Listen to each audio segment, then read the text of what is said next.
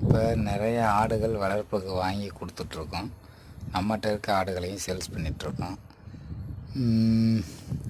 இந்த ஆட்டுக்கு வந்து என்ன பிரச்சனைன்னு தெரில.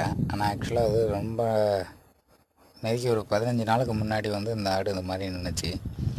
ஒருத்தட்ட வைத்தியம் கேட்டதுக்கு நம்ம கலர் சோடாவையோ அல்லது ஏதோ ஒரு சோடா வகையில் ஏதோ ஒன்று வாங்கி ஊற்றி விடுங்க, பெப்சி கோக்கு இந்த மாதிரி பன்னீர் எம்ஜிக்கு இன்டெகிரேட்டட் ஊற்றி விடுங்க, வாய் வழியாக உள்ளே ஊற்றி விடுங்க, ஒரு டப்பா ஃபுல்லாக அடிங்க, சரியாக போயிடும்னாரு. அதே மாதிரி செஞ்சால் சரியாயிடுச்சு.